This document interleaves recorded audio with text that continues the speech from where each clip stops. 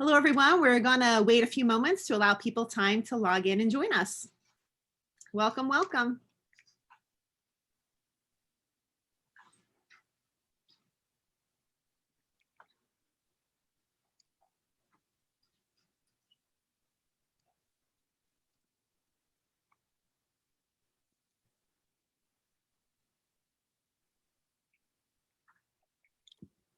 We're still having people log on, so we're going to wait a bit longer. Welcome, everyone.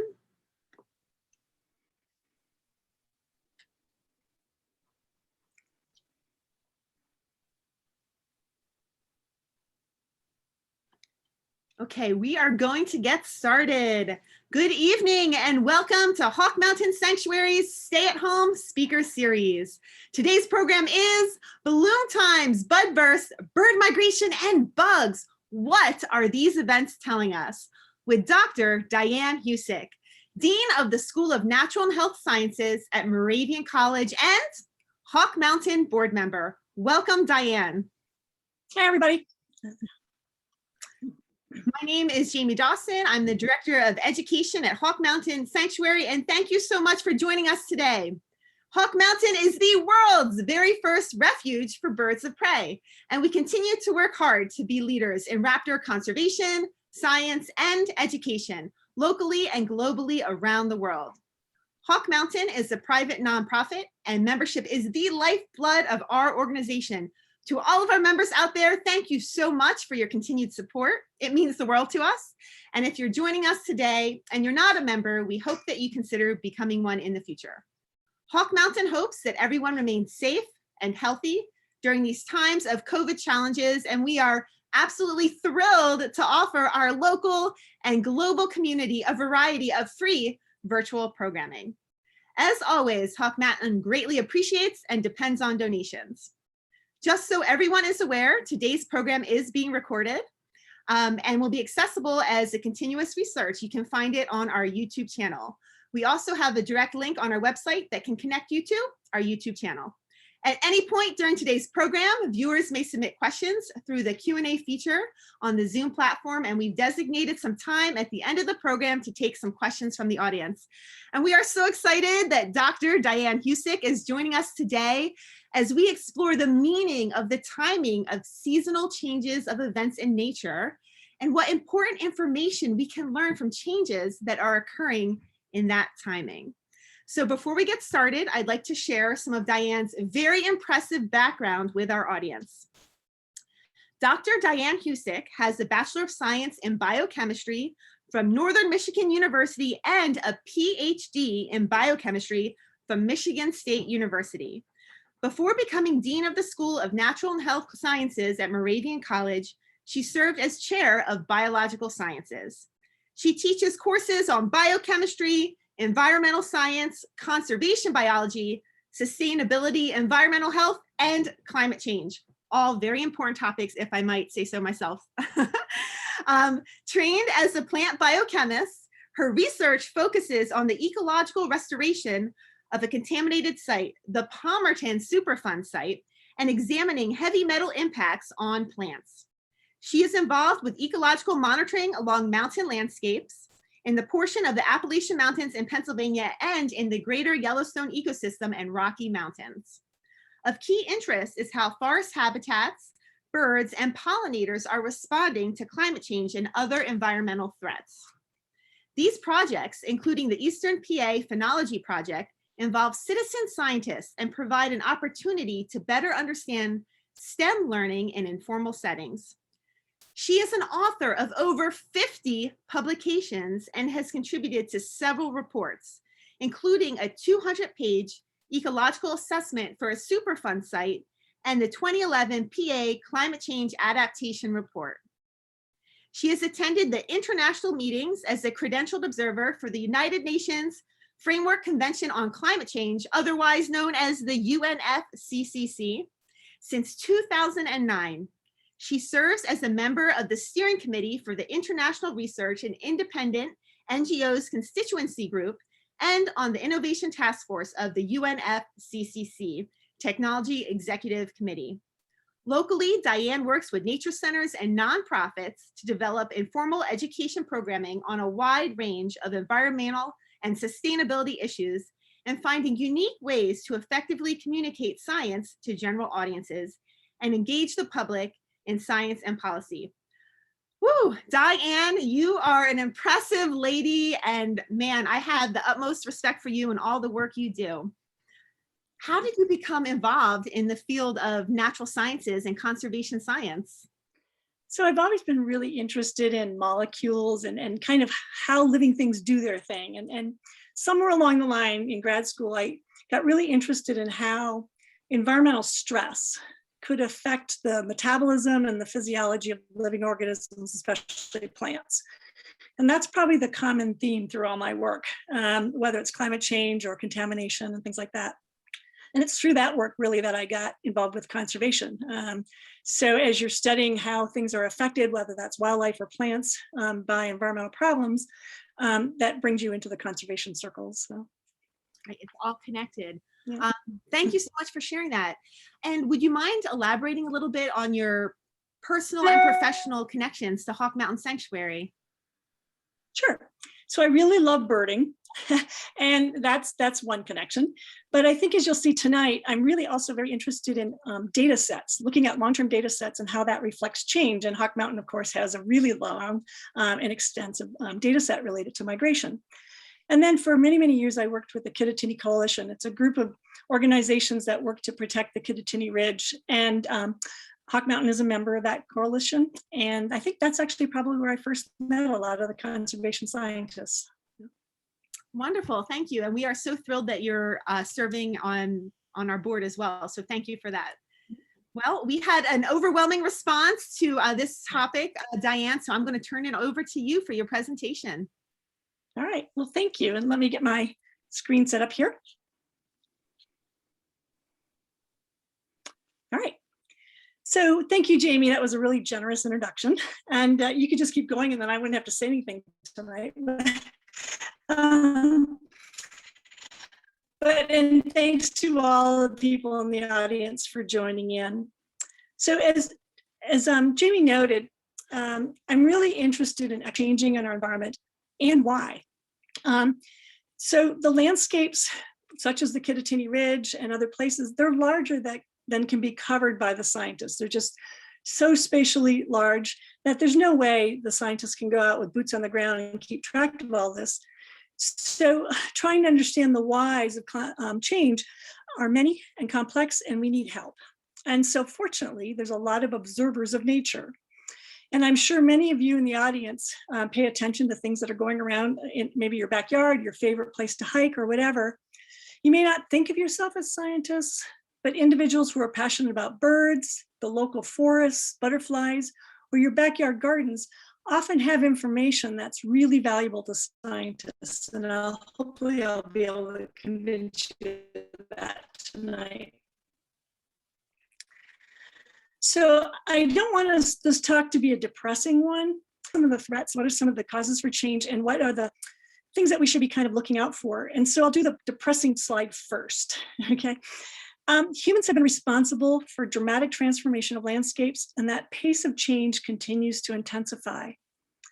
Consider increased urbanization and the ever-expanding area that's used for agriculture or industry.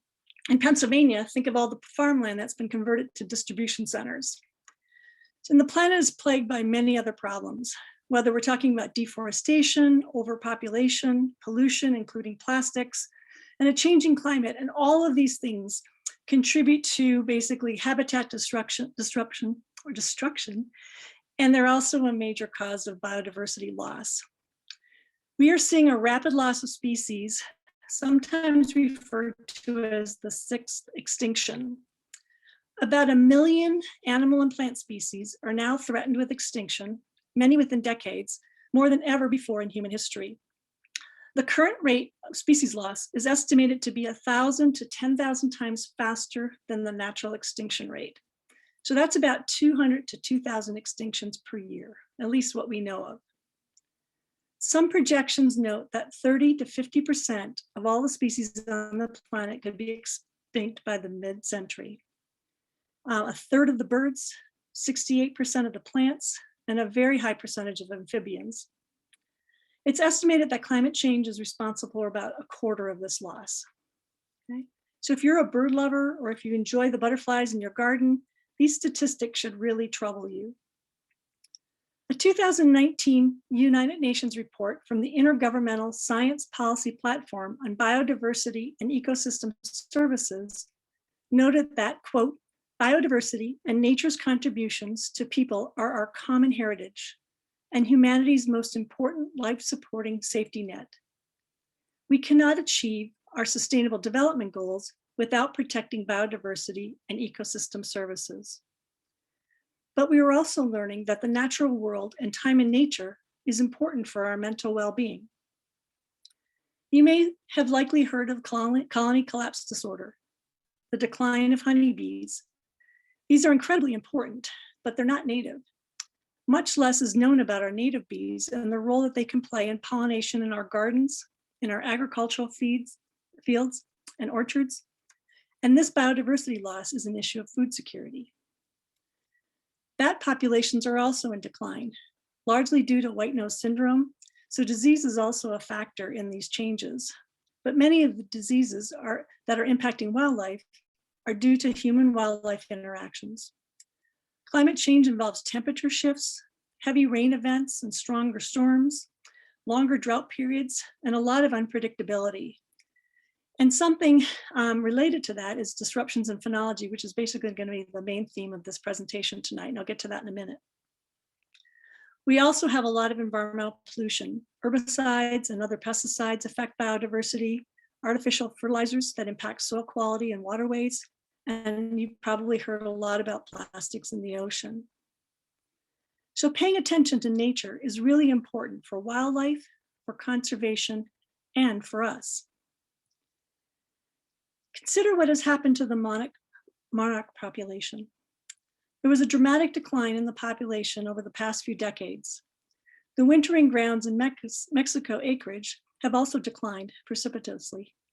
In 1996, there was about 50 acres. In 2008, it was much, much less, probably around just a few. But let me give you a bit of positive decline based on fall migration counts, done largely by community members engaged in citizen science, volunteers who did counting, tagging, and documenting. There's a number of projects related to the monarchs. One close by is the Cape May Monarch Monitoring Project, which is part of New Jersey Audubon, and environmental centers across the country get involved with this. The data that was gathered spurred a nationwide effort to plant habitat, milkweed and native plant gardens in backyards, field edges, nature centers, schoolyards, and roadsides. So by the winters of 2019 and 20, the winter counts in Mexico actually started to show an increase in the monarchs. That's great news. Engaging communities and individuals to work with the scientists can have significant and important conservation outcomes. Earlier, I mentioned the relative lack of knowledge about native bees. A project through the US Geological Survey, or USGS, has community volunteers trapping and working with experts to identify native bees across the country. So far, several new species have been identified, and the observations from the public and scientists are learning all sorts of new information about native bees, their nesting habitats, their range, and the plants that they are attracted to. So what I want you to do now is to think about your time in nature. What do you like to observe? What is the land and nature telling you? What information are you learning? How can that time spent observing be good for you personally and also for conservation? And those are some of the themes in each of these books that I have on this slide. If we simply slow down and disconnect and spend time in nature paying attention to the natural world, what information can we learn?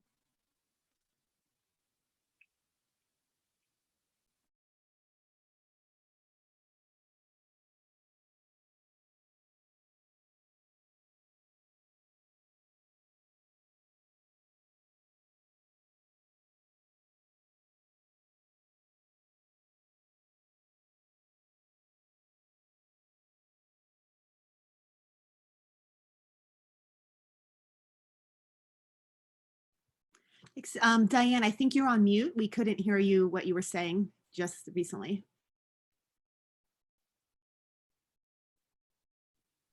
Can you hear me now? Yes, I can hear you now.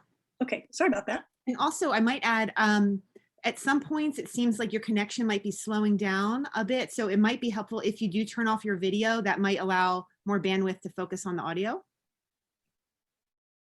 Okay, let's see what I can do. I'll try that. Sorry about that, folks. Can you hear me now? Yes, I can hear you. Okay. All right. So phenology is the science that measures the timing of life cycle events in plants, animals, and microbes, and detects how the environment influences the timing of those events. Phenology is derived from two Greek words, pheno, to show or to appear, and logos, to study. There's a lot of different signs of seasons, and this could be any place, but I'll focus on Eastern Pennsylvania. Meteorological spring began earlier this week, and we are starting to see some signs of spring. Slightly warmer temperatures, rain instead of snow, certain birds that are singing their spring songs. Snowdrops and aconite are blooming. Buds are starting to swell on some of the trees. I know my silver maple buds became much more obvious in the last couple of days. Sap is starting to run in the maple trees. You may have seen snow fleas or columbella or springtails. And soon the salamanders will be heading to vernal pools and spring peepers will be peeping. These are all signs of spring and all related to phenology. According to the Pennsylvania Game Commission's February 26th migration update from Middle Creek Wildlife Management Area, and the Canada geese and tundra swan numbers have also increased. Just a few days later, on March 1st, there was an update to the report about the ice beginning to break off and recede, and the increase in migrating waterfowl. So on March 1st, the snow goose numbers surpassed 10,000 birds. Again, this migration event is part of phenology. What about other seasons? In the summer, we think about our vegetable gardens and fledgling birds. And in the fall, leaf colors change and eventually leaves fall. We feel a crispness in the air. We know that there's the first frost approaching. And at Hawk Mountain, the raptor migration along the Kittatinny Ridge begins. I had to add this slide last night. I was in a Zoom meeting yesterday and I looked out my window and saw these aconite blooms that seemed to have come out of nowhere as the snow receded. These usually start to bloom but are still covered by snow. So why are these signs important?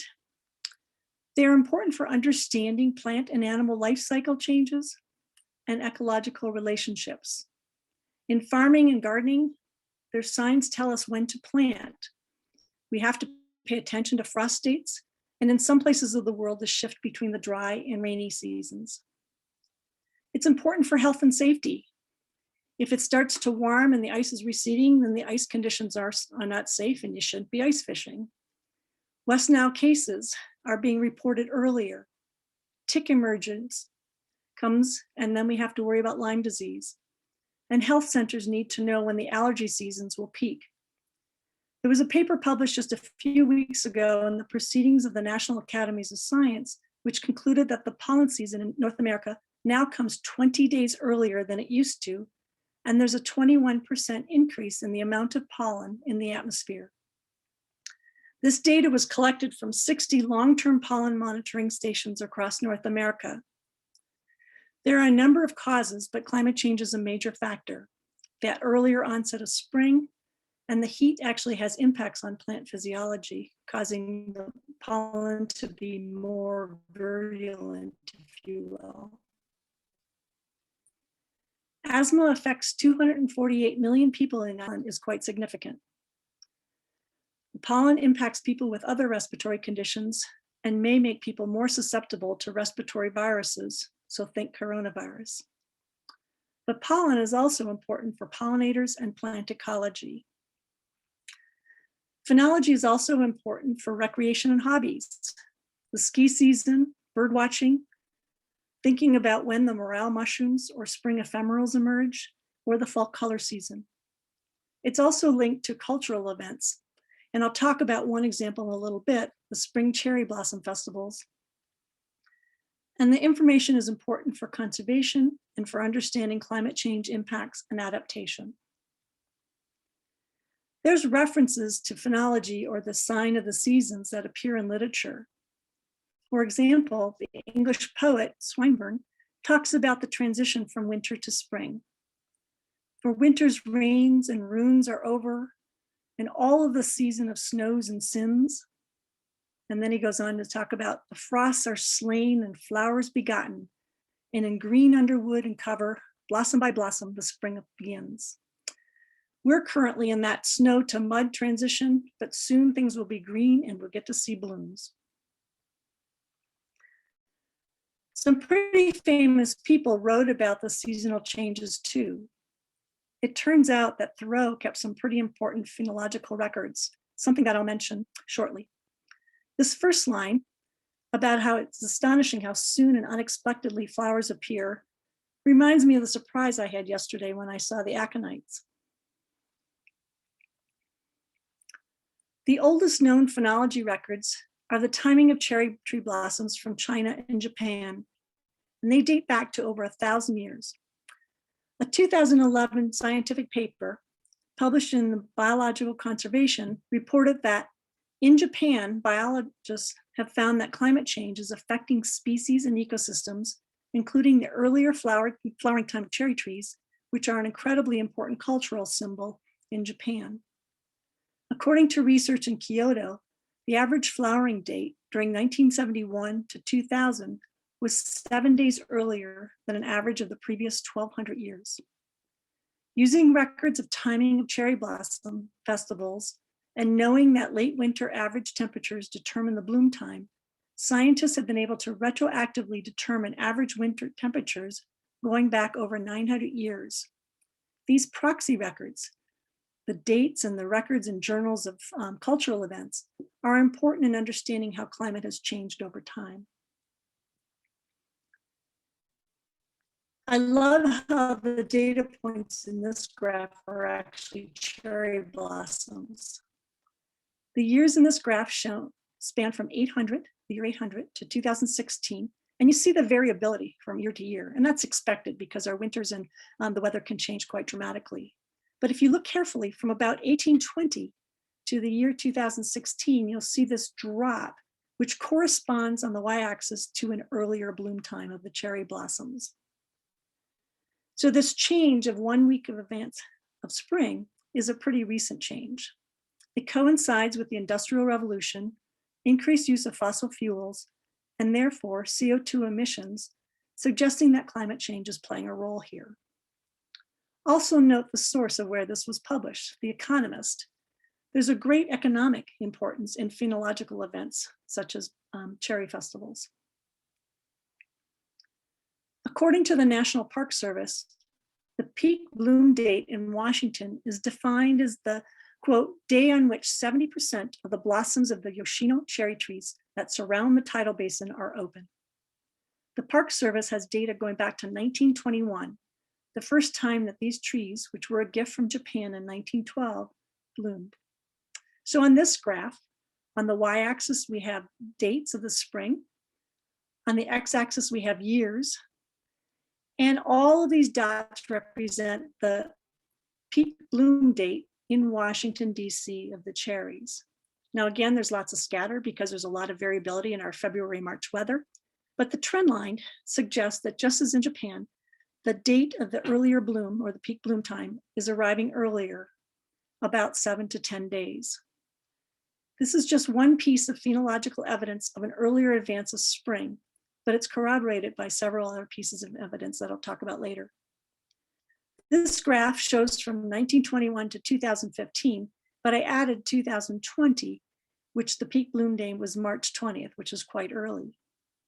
As of today, I checked the NPS website for Washington, and they haven't put a predicted date for the peak blossom in 2021. The winter months have been warmer than the long-term average, but the cold snap we had in February will probably set the timing back a bit.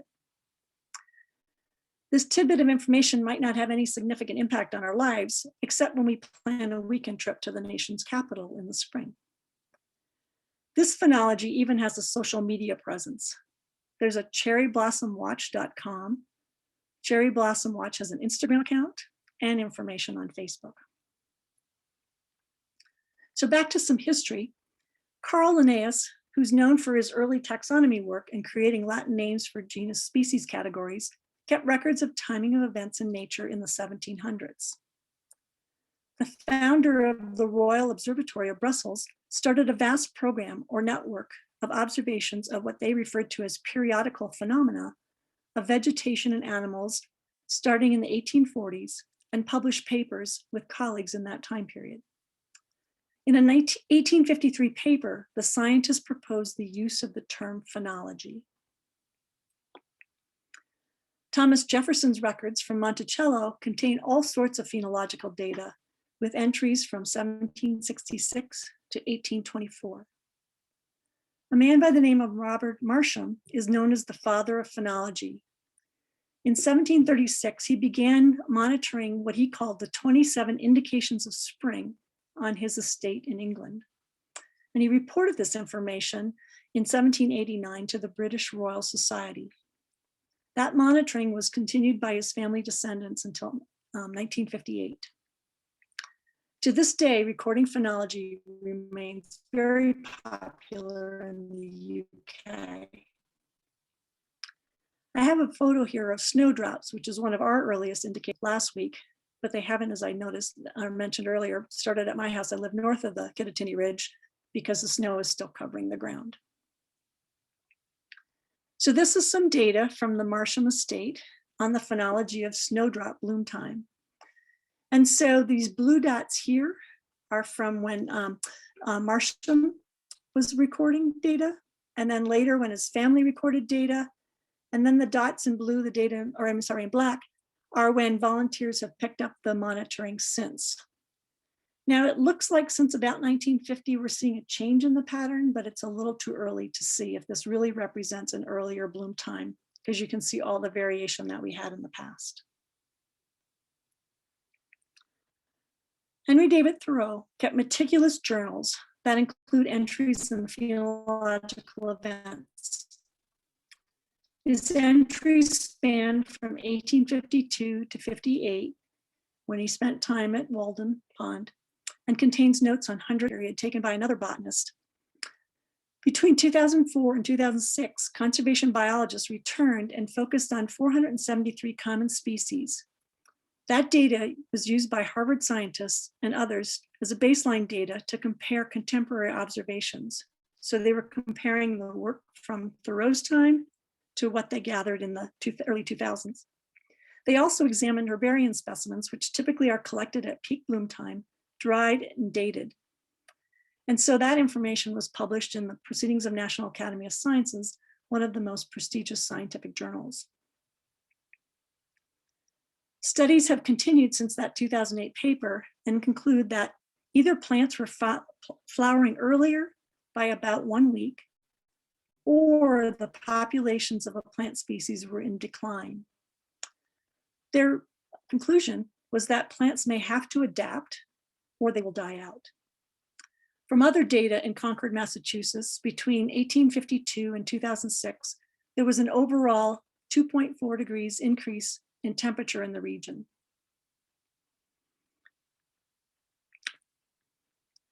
So we know that there's an increase of several degrees, and that to convert that to Fahrenheit is that increase in 3.3 degrees Celsius is about almost 6 degrees Fahrenheit. And an advance of 11 days of spring is a combination of global warming and urban heat island effects. So because of this naturalist, someone who paid attention to what was happening around him and recording that information, we have a good sense of what's changing.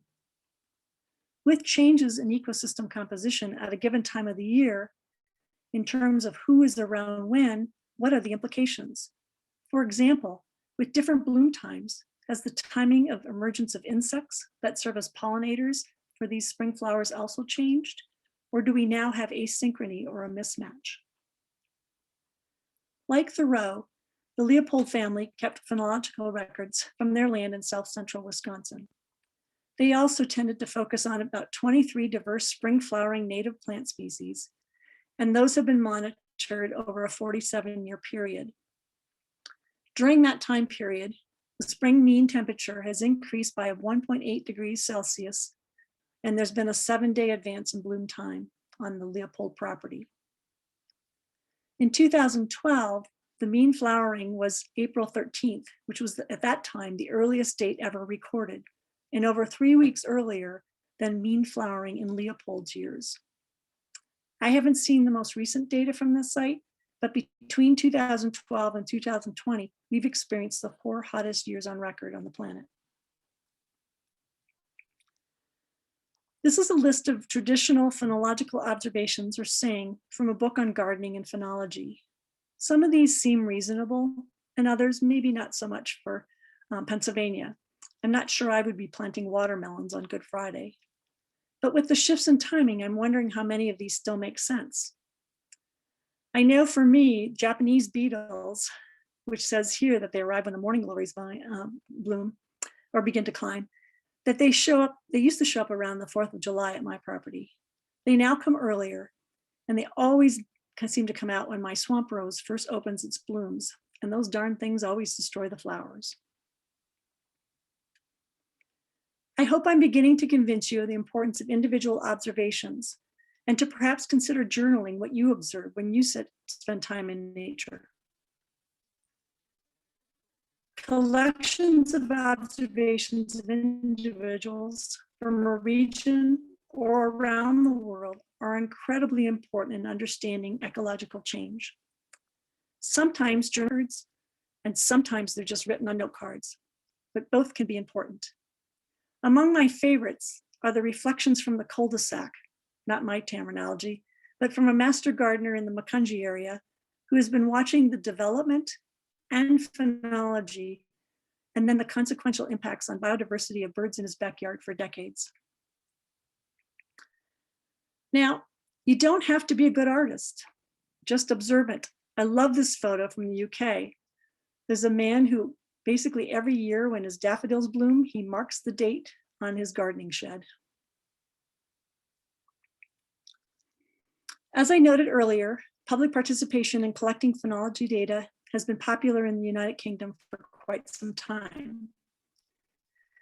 So this graph shows people, 7 different people who collected daffodil flowering dates from different parts of the UK. A little bit, the trends are the same. They go down together in a given year and they go back up and so on. Now you see similar trends, but you don't necessarily see that there's an earlier bloom time for the daffodils in this data. However, if you look at collective data from oak leafing or the emergence of the leaves on oaks, you'll see that over time, so from 1950 to about 2005, the date which these used to open was in the early May, has now become closer to late March or early April, and that's just in a few decades. So it's a fairly dramatic change. All of this information, these observations collected over decades, point to changes in our climate. I've defined climate change here. It's a long-term alteration in the characteristic weather conditions of a region, such as changes in precipitation and temperature. Climate is what's predicted, and weather is what we actually get. In 2018, the 4th National Climate Assessment Report was released following the release of a critical report of the Intergovernmental Panel on Climate Change. Chapter 6 of that report presented evidence of a changing climate from direct measurements. So for instance, they observed changes in the annual, winter, and summer temperature, and this is in degrees Fahrenheit.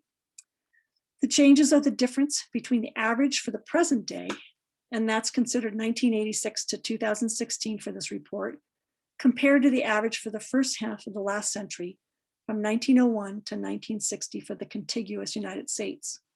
So in these maps, where it's red, it means that the temperature was hotter than the long-term average. If it's blue, it was colder. And if you take a look at, for instance, in the winter, and especially in our part of the country, you can see that there's been a significant difference in our winter temperatures. According to NOAA data, the 10 hottest years globally on record have all been since 2005. 2020 and 2016 tied for the hottest. 2019 is in third place, and 2018 was the fourth hottest on record. 2020 was also Earth's 44th consecutive year with global land and ocean temperatures above the 20th century average. Global tropical cyclones in 2020 tied a record. Oceans were exceptionally warm, and the 2020 average annual Arctic sea ice extent or coverage tied 2016 for being the smallest on record. All of these changes are likely to affect ecology and phenology. The Future Summers tool allows you to enter a city, say Harrisburg, and provides predictions of what summers will be like in 2100. Harrisburg summers are predicted to be like the current San Antonio summers. So what does that mean for phenology and for all of us? A report from the Union of Concerned Scientists done for the state of Pennsylvania describes impacts on health, air quality, agriculture, natural resources, and biodiversity. We are already seeing more days above 90 degrees Fahrenheit, and with these heat waves, there will be increased health-related issues. There will be increased pollen and air pollution, leading to poorer air quality. And I mentioned that pollen study earlier about the pollen coming earlier and being much more greater extent.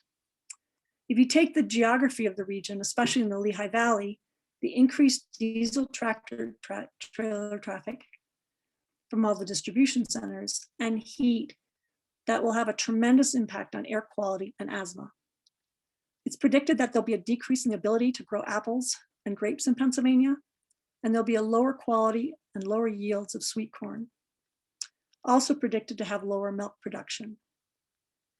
Related to our natural environment, quote, climate conditions suitable for prized hardwood tree species such as black cherry, sugar maple, and American beech are projected to decline or even vanish from the state. This suggests that some of the trees that are common in our forests will change dramatically. There's also expected to be substantial changes in bird life, including the loss of preferred habitat for many resident and migratory species. In 2019, there was a National Audubon report noted that global warming poses an existential threat to 2/3 of North American bird species. In Pennsylvania, we will see decreased populations of native brook trout and smallmouth bass due to increasing stream temperatures and decreased stream bank shade. And there will be many other impacts on watersheds due to heavy precipitation events. We're also expected to see a decrease in the ski season and closure of many ski areas.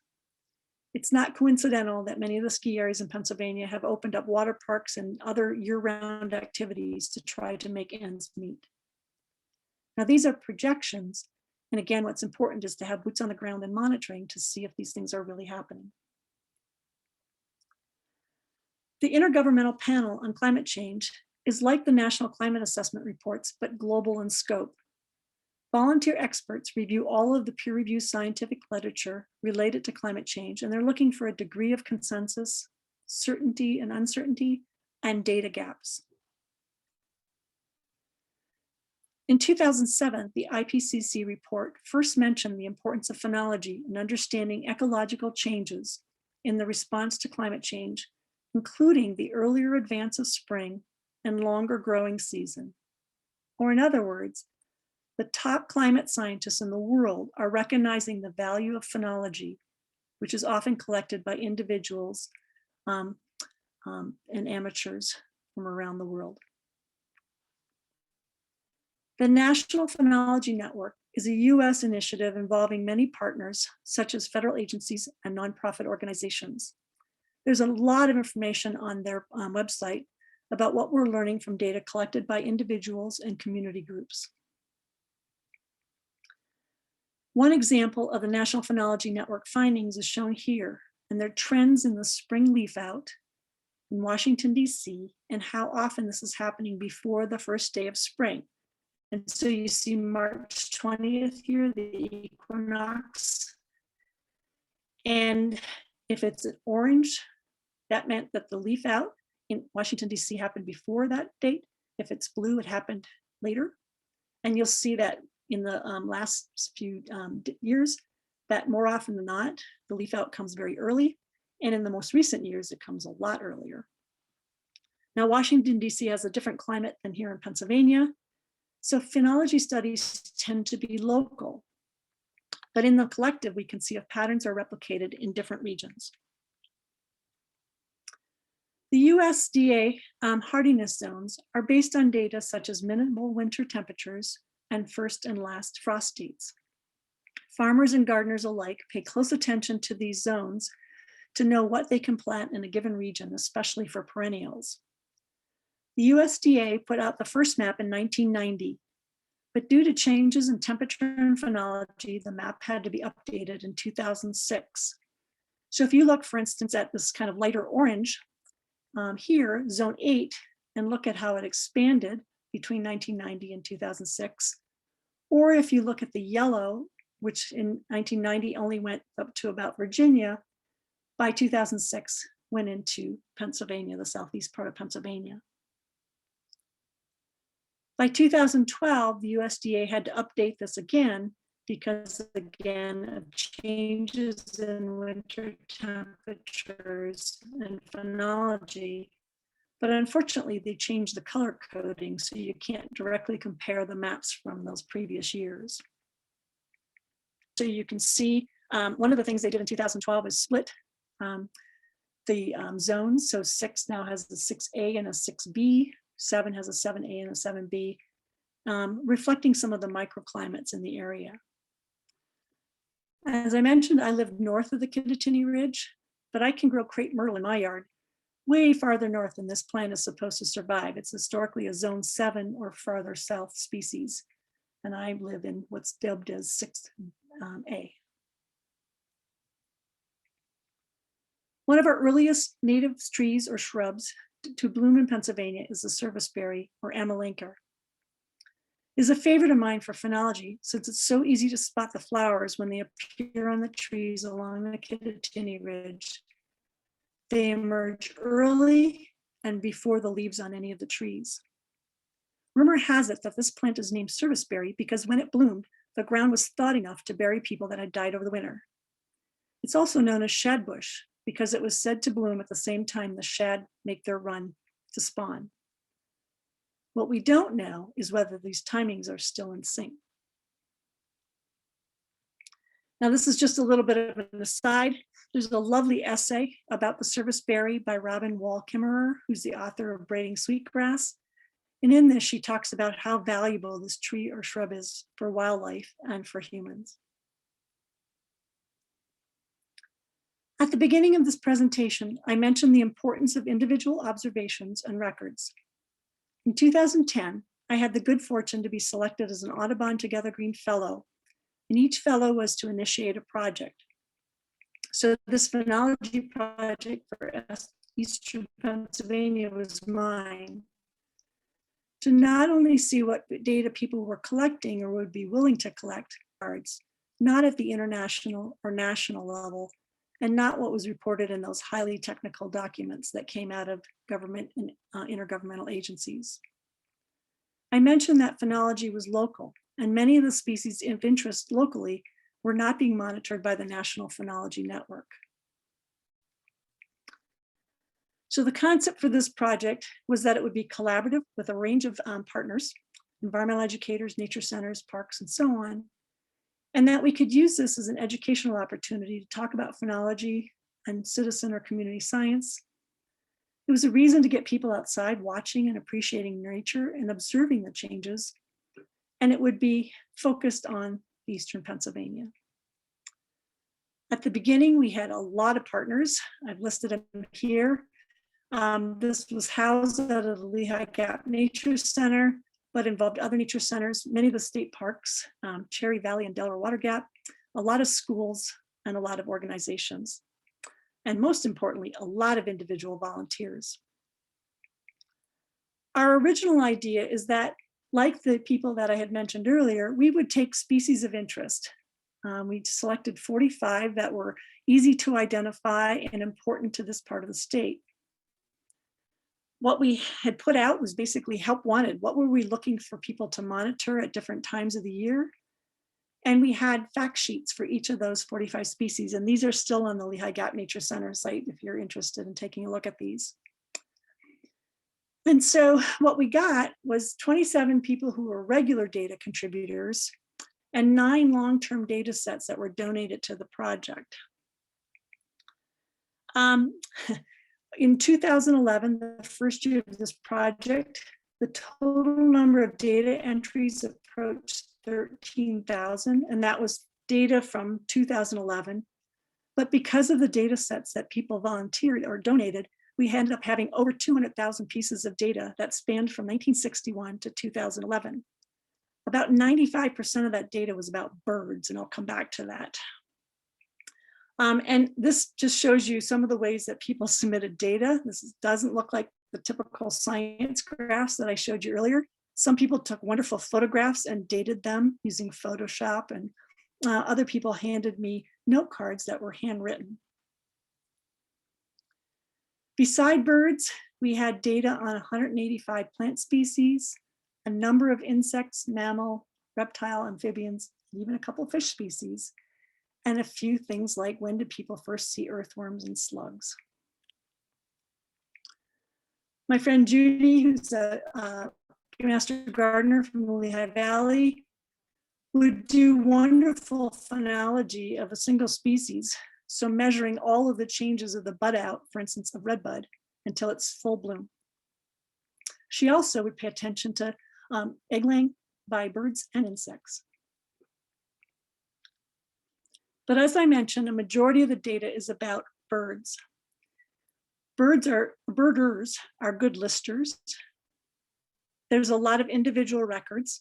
There's good databases such as eBird, and there's long-term counts such as the Audubon Christmas bird count, the PA Breeding Bird Atlas, the Hawk Mountain counts, and so on.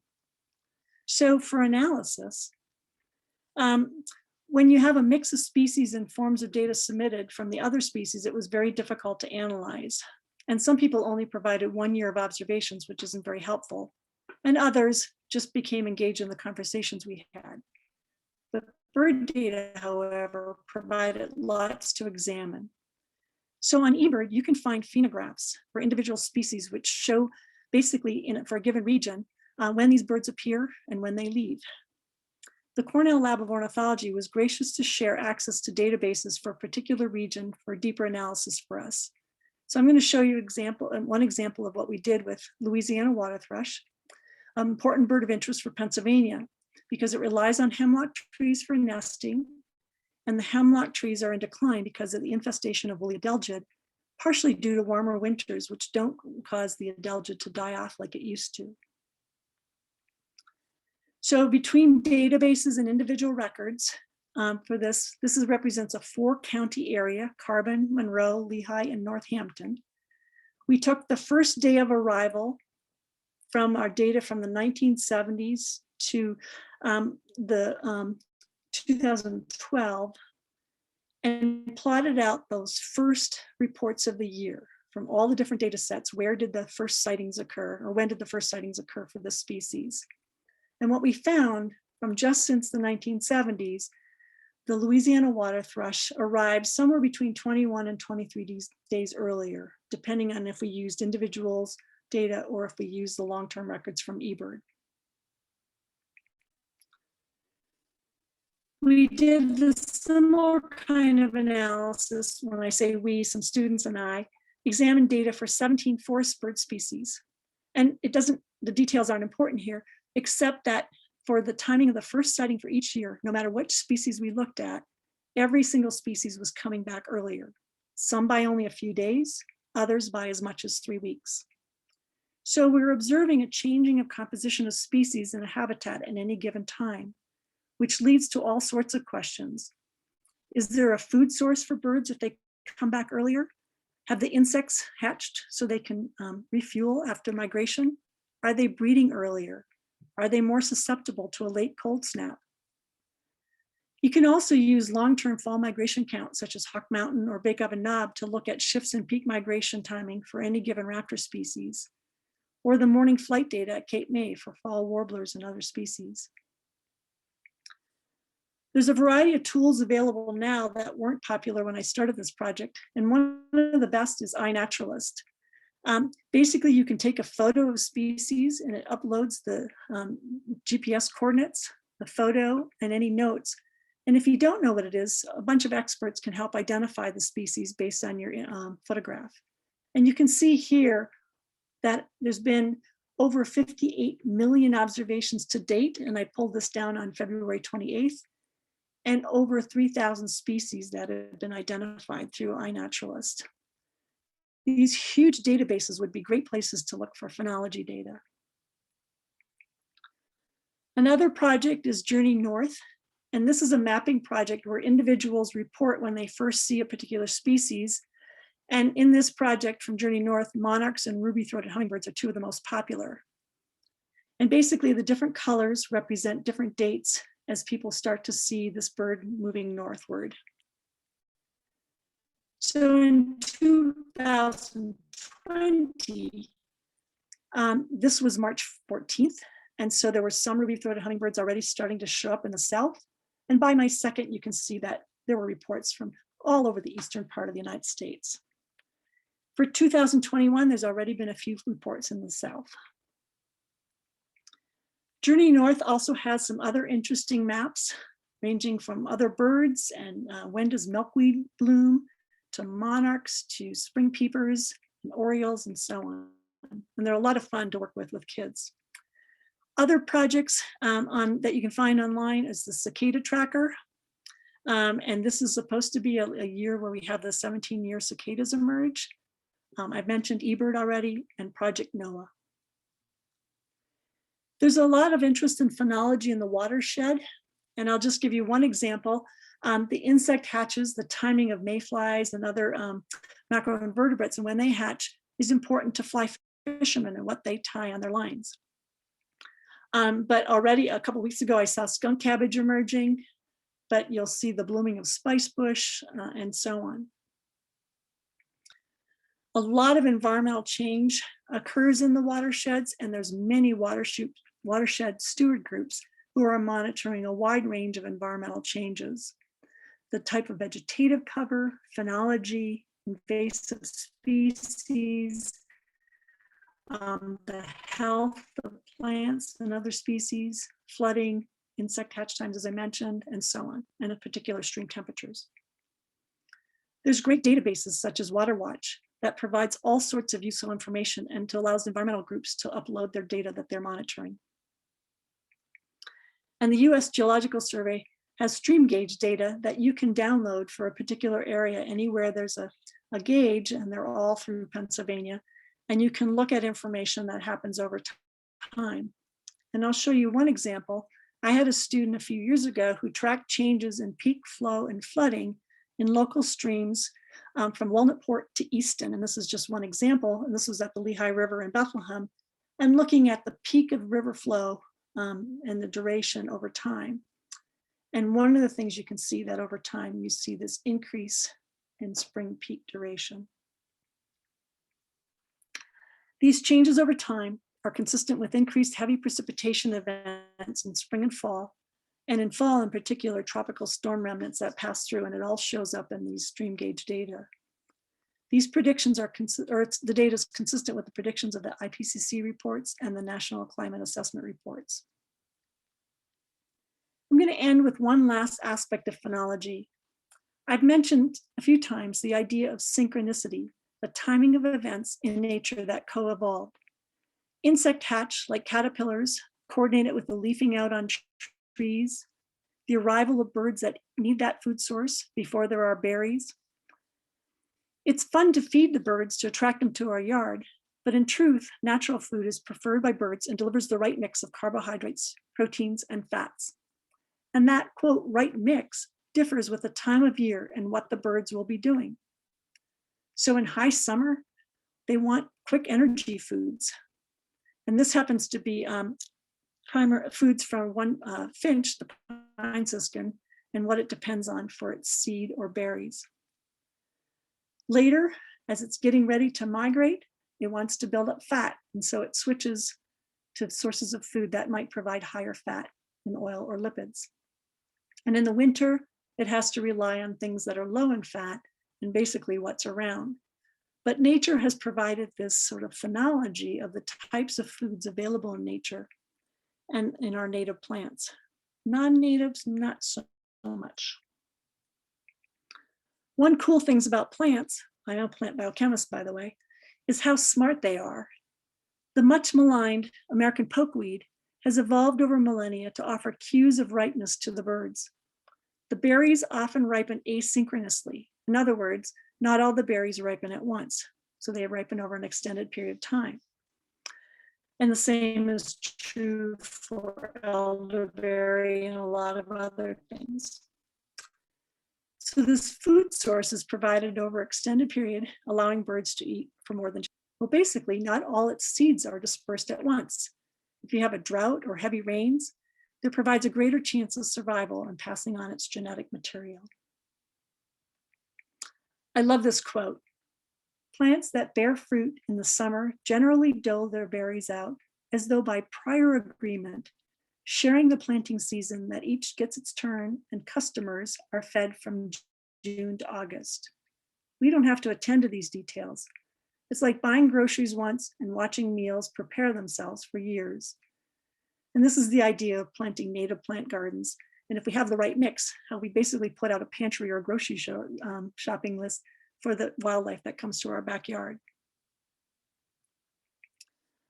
Doug Tallamy, an entomologist from the University of Delaware, talks about the important role of gardeners in protecting biodiversity, using native plants and their importance to insects and birds and providing habitat. And I'll add to Doug's comments that the importance of those backyard gardens also allows us to observe and document phenology and provides a source for data or a source of data for climate change and conservation. So in my last slide, I have photos of a few things that are typically indicators of spring. We should soon see colts blooming. Robins are short distant migrants. So some winter in Pennsylvania, so it's not a perfect example, but you will probably start seeing them on the ground as the snow thaws, pulling out worms. I saw my first doing that about 3 days ago. You may notice skunk smells. The songs of the titmouse, song sparrow, cardinal, and house finches are changing to their spring melodies. And any day now, you'll see the first butterflies, probably first the morning cloak, which overwinters and leaves, and then not long after the spring azure. And different azures are differentiated solely by their phenology or their genetics, because you can't tell them apart by their colors. And it's predicted that by next week, we're supposed to get warming temperatures and some warm rains. Don't be surprised if you hear some spring peepers. Thank you, and I'll take any questions that people might have. Diane, thank you so much. That was wonderful and very thought-provoking. And as we wait for some questions to come in from the audience, do you have any advice for people in the audience who may be interested in being involved in some of the citizen science phenology projects you spoke of, but maybe they're just unsure of how to start, or they're feeling a little unsure? Do you have any advice for them? Sure. So what do you like to observe? You know, I think that what makes this project fun is for you to go out and look at things that you like. So whether it's flowers or butterflies or birds, you don't want to be collecting data if it's not fun for you. And you want it to be something that you enjoy spending your time doing. So think about what you like, and is it easy to observe? Something that you can regularly observe. And then just start writing notes down. So if I mentioned that the Phenology Project is on the Lehigh Gap Nature Center site, which is just www.lgnc.org, or you can contact me, I can get you this information. But basically just start observing and writing down what you see. Thank you so much. And we had some comments coming in the chat saying, thank you, Diane. That was a wonderful presentation. Okay, we have a question from Nora. Why do you think some plants budburst that same no matter the climate and some are so fussy? Just diversity, evolutionary strategy? And why are my daffodils getting later every year for the last 10 years? Oh, interesting. Um, there's so much we don't know. And I think one of the things as we start collecting this data, what I've observed is it just leads to more questions. um, and we don't know how everything's going to change. I think there are some evolutionary strategies. I think I mentioned earlier that the scientists who looked at the data from Thoreau and compared it to more recent, they found that some species had changed and others had not, and the ones that had not are actually dying out. So some things are able to change quickly and other things not so much. So the climate change is happening quite quickly. Evolution takes a lot longer. As far as the daffodils, maybe something changed, in terms of a microclimate, maybe different shading. I'm not sure. Right. And I have to mention, when you were talking about the serviceberry, also known as the shadbush, it reminded me of a wonderful children's book. It's called When the Shadbush Blooms, and it really talks about the Lenape culture tied to phenology and the seasonal changes. And the illustrations are fantastic. And spoiler alert, that's going to be a future Sanctuary Storytime Wow. feature later in April or May this year. Oh, that's so cool. I don't know that book. But when we worked on this project with a bunch of school groups, grade school kids in particular, and they loved the serviceberry. And what was really fun is we had classrooms from both sides of the Kittatinny Ridge. And so the kids who lived on the south side would see their flowers first, and the students who lived on the north side were so mad because there was as much as a 10-day difference for them, just on one side of the mountain to the other. But these school groups were communicating about what they were seeing, and that was a lot of fun to watch because it's so easy to see when they do bloom. Yes, yes, that's wonderful. And I don't see more questions coming in. I think your presentation was so thorough. Everyone is just absorbing. And I see another comment coming in. Okay, here's a question from I believe Mary Ann. It seems like you do a lovely job of balancing data and noticing connection. Are you seeing this as scientific data or educational effort, or does that distinction matter? Okay, so when citizen science or community science first became popular about 20 years ago, scientists did not take this very seriously. They thought, well, it's fun, it's great that people are going out and getting interested in science, and they viewed it as totally educational. That sense has really changed. Any single observation or something by itself is probably, you have to think about it like, what's the significance or relevance of this?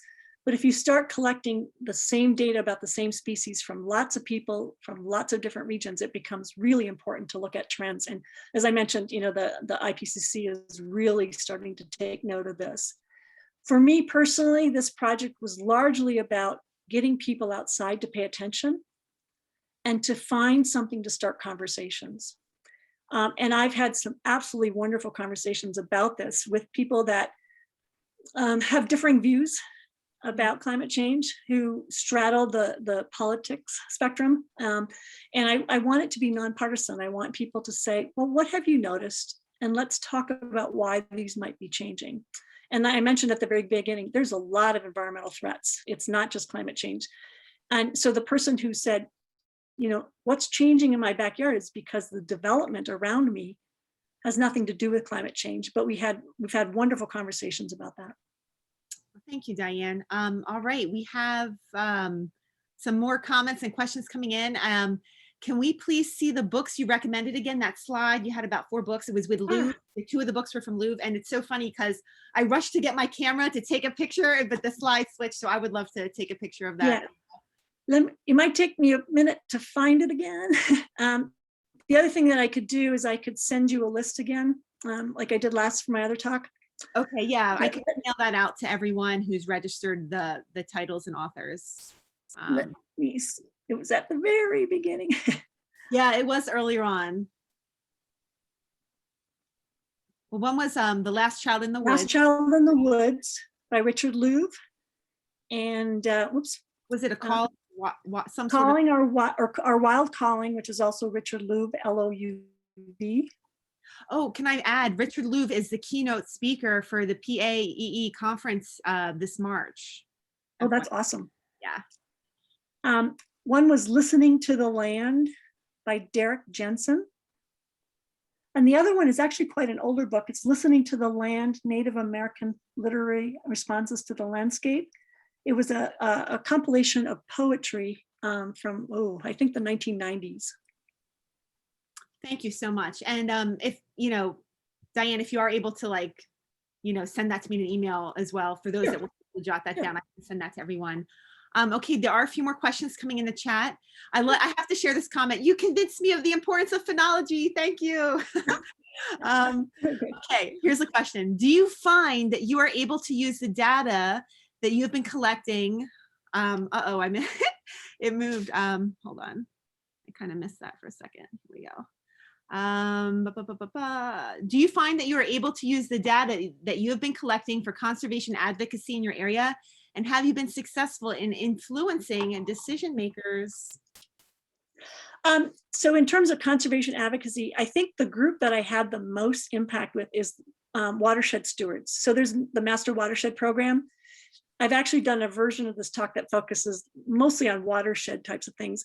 They've incorporated this into their training and the kinds of things that they're watching now. They used to monitor like stream heights and temperature only. Well, now they're starting to measure a whole bunch of other things. The other group that's been really interesting to talk to is the Trout Unlimited members, because they're very concerned about the changes in stream temperature and so on, and what that means to their fishing potential. And so they've been really interested in this idea of insect hatch and the timing of insect hatch. And so we've had some really wonderful conversations about that. And all of these groups are involved in conservation. The Trout Unlimited group, in terms of stream protection, has been really interesting. They just hadn't put in climate change and these other aspects to the parts that they've been talking about. In terms of decision makers, some of this work is actually in the climate adaptation plan for the state. There's references to phenology. And I was just part of a planning process for the Bethlehem Climate Action Plan that was developed. And we talked a lot about community engagement. How do you get people to start paying attention to what's changing around them and so on? And we didn't talk about phenology per se, but we talked about the importance of conserving natural areas in a city to work with heat environments, or the urban heat environment and so on. Thank you, Diane. And then someone, Marianne, wanted to share that Maya Lin, it's L-I-N, also has been collecting data from people, and they shared the website whatismissing.net. I don't know if you're familiar with that, Diane, but I'm not. No. And there's That's also cool. Another comment I want to share. We need a Dr. Husic approved book list. Forget about Oprah and Reese Witherspoon. We need the Dr. Husic. Yeah. So thank you, Diane, so much. I think we got all the questions. So. Okay. Thank you so much for sharing your knowledge. And just as I said that, we have something else pop in. Oh. All right. Do you think universities in Pennsylvania will open up more of their virtual classes to residents that are 60 and above for low or no cost? It seems like a great opportunity to pair older residents with young adult students. Or perhaps could they be willing to share their wonderful professors for more adult education courses? As a person who returned to school to finally finish a degree in my mid-50s, way to go. That's awesome. It was so phenomenal to be in a learning atmosphere. This was a lovely presentation. Thank you. Okay. I don't know about all schools, but I know we're talking about it at Moravian and this community outreach. And so whether it's short classes, whether it's special lectures, a lot of which are already open, but the idea of we do have a lot of senior citizens who audit our courses, and it's been much easier now that we're doing the virtual environment. So I think that's a great idea, and I'm going to go talk to my boss about that. Awesome. Wonderful. Yeah. Nice little outcome. Yeah, just lots of kudos to you, Diane. Lots of compliments coming out to you. So thank you again, Diane, for sharing your wealth of information and your passion. And thank you to our wonderful audience for joining us. We really appreciate it. And as always, you know, I have to close with some upcoming events at Hawk Mountain that you don't want to miss. And we are open every day except some of the most known holidays. But other than that, we are open. So this Saturday, we have a lot going on. We have, before this webinar, we had just, I think, 2 spaces left for our Owl Prowl this Saturday evening. So check that out. We also have a feather painting workshop this Saturday, which is part of our Winter Artisan Series in collaboration with the Arts Barn. The following Saturday, March 13th, we have another Artisan Series, Polymer Clay. We have our Homeschool Happenings, Earthy Equinox, coming up on March 16th and 17th. March 20th, our Artisan Series, Spring Wreath Workshop. And March 25th, Sanctuary Storytime, Hawk Rising. We have a lot going on Saturday, March 27th. We have Gardening for Wildlife. That's a virtual program. It is with Penn State Extension and their Master Gardeners program. And then we also have wooden sign painting. The last Sunday of each month, we have yoga on the mountain in the morning if you need to get your flexibility and your zen in and then go for a hike. We have Nature Explorers Spring Camp, Thursday and Friday, April 1st and 2nd. And we're so excited. Spring migration is beginning on the mountain. Our weekend programs will begin the first weekend of April. And our yes, we can't wait.